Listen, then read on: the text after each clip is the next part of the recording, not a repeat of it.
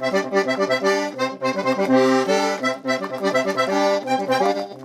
hey there! So I've been working recently on an Iron Harvest project. Iron Harvest being an awesome RTS game set in an alternate reality where World War I never ended, and we started using mechanized suits in our warfare.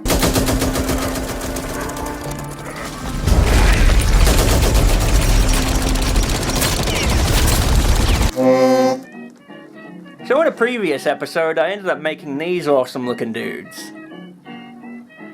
Now before I go any further, I have to correct myself from the previous video. I called them the Polania faction, but they're actually the Polania faction with an A instead of an O. So thanks nobody for correcting me on that one. There's a big difference, the A.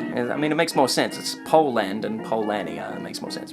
Anyway, let's move forward. Now I had a bit of trouble in this video coming up with a title for the mechs.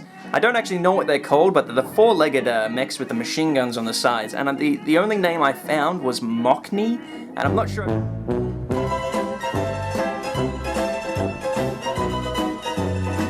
Let's move into the actual building phase. Now because I'd previously worked on a Iron Harvest model, it wasn't as much work because I could just recycle a lot of the components from the previous mech. So for the main body and the turrets, I made completely from scratch. However, the legs I recycled a lot from the previous model.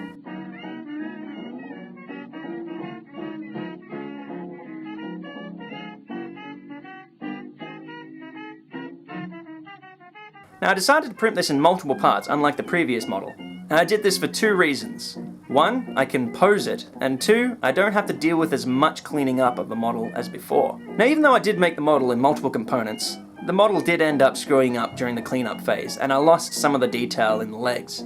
But the integrity of the model itself stuck together, and nothing really fell apart. So I didn't have to use any green stuff to keep this thing from collapsing under its own weight.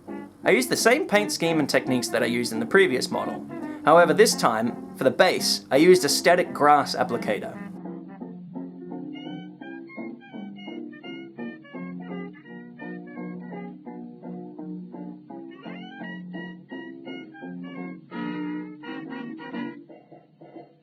Now this machine is really changing the way I'm working on my basing, and I'm falling in love with it, and I've gone and bought heaps of static grass, and I'll be using it a lot more in later videos. I may do a couple tutorials in the future when I think I'm adept enough.